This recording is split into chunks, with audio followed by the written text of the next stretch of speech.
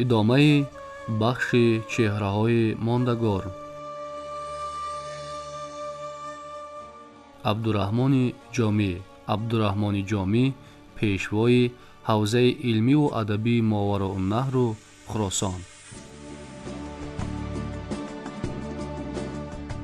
عامل دیگر معروفیت مولانا جامی با فعالیت علمی و ادبی بغایت گسترده او در ساحه‌های مختلف علم از جمله زبانشناسی، ادبیات شناسی، موسیقی، عرفان، شرح نویسی و نوع‌های گوناگون ادبی، نظم و نثر، قصیده و مثنوی، غزل و رباعی و مانند اینها علاقمند میباشد. مقدار اثرهای علمی و ادبی و عرفانی او را جامعه شناسان امروز از 46 نامگوی عبارت دانستند که میان آنها اثرهای مشهور چون بهارستان در نثر، مثنوی‌های 7 اورنگ، 3 دیوان شعر، تذکره نفحات الانس، رسالت موسیقی، رساله عروض، رساله قافیه، شرح جامع درباره صرف زبان عربی و 40 حدیث مقام و منزلت خاصه دارند.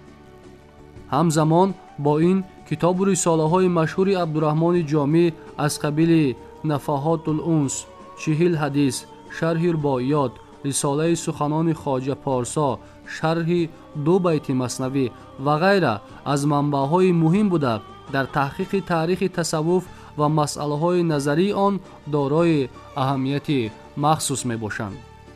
عامل سوم شهرت بی اندازه عبدالرحمن جامی در میان خاص و عام دور اهل علم و ادب و عرفان خراسان و ماوراءالنهر از آن عبارت است که او در 40 سالگیش به طریقت معروف نقشبندیه رو آورده با یکی از پیشوایان نامدار آن خواجه احرار ولی قرابت پیدا میکند و عارف نامی سعدالدین کاشغری را مرشد خود انتخاب می نماید. به طریقت نقشبندیه که یک شاخه آرام تصوف بوده با اسلام رسمی مخصوصاً مذهب حنفی آن موافقت زیاد دارد، گرویدن شخصیت فوق‌العاده ادبی، علمی و عرفانی مثل عبدالرحمن جامی هیچگاه تصادفی نبود. با عالم احساس و اندیشه های او شعارهای اساسی پیروان این طریقت از جمله بظاهر به خلق و به باطن با حق، دل به یار و دست به کار بسیار نزدیک بود. سخنهای مشهور مولانا درباره بی‌معنی بودن نزاع شیعه و سنی از همین جا منشأ می‌گیرند و این یک واکنش عاقلانه و آشکارا با مقابل گروه از متعصبان بود که زیر پرده دین مبین اسلام از روی تعصب و جهل در بین نمایندگان رویه‌های گوناگون دینی آتش نزاع را دامن می‌زدند.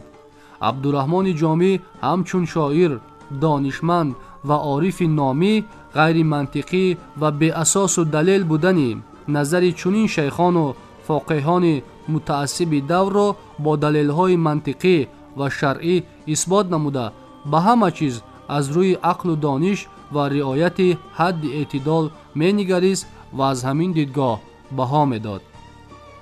بزرگی شخصیت مولانا جامی و استعداد کم نظیر او پیش از همه و بیش از همه در اثرهای ادبی او ظهور نموده است.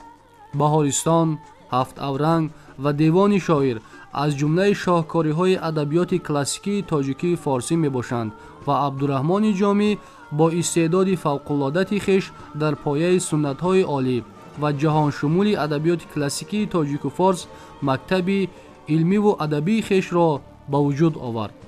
در این مکتب با نفوذ و فراگیر مهمترین عنعنه‌ها و ژانرهای ادبیات گذشته در زمینه غایه‌های حیات بخش و هنر بی‌نظیر مولانا جامی احیا گردیدند. از این سبب جامعه شناسان تاجیک عصر 15 را عصر احیای شعر تاجیکی فارسی و جامی را بزرگترین ادیب احیاگر، پیشوای و سرپرستی حوزه علمی و ادبی ماوراءالنهر و خراسان نامیدند. در این حوزه علمی و ادبی ده‌ها شاعران و عالمان زبردست به شمول دولتشاه سمرقندی، جلال‌الدین دوانی، حسین واعظ کاشفی، عبدالله حاتفی، آصفی هیروی، نظام‌الدین احمد سهیلی، علی صفی، عبدالغفور لاری، حافظ ابرو، میرخواند، کمال‌الدین بینایی، بدرالدین هلالی، زین‌الدین محمود واصفی و سردفتر ادبیات کلاسیک ازبک میرعلیشیر نوایی به کمال رسیدند. دایر به این مسئله قابل ذکر مخصوص است که در میان دو شخصیت معروف ادبی و سیاسی آن دور، جامی و نوایی، رابطه صمیمانه استادی و شاگردی، دوستی و همکاری و دستگیری و پشتیبانی همدیگر برقرار بوده است. مناسبت جامی و نمایی نمونه برجسته دوستی و صمیمیت پیر و مرید، استاد و شاگرد، برادر با برادر بود که هیچ غرضی در خود نداشت. بخش چهره‌های ماندگار در باب عبدالرحمن جامی، پیشوای حوزه علمی و ادبی ماوراءالنهر و خراسان ادامه دارد.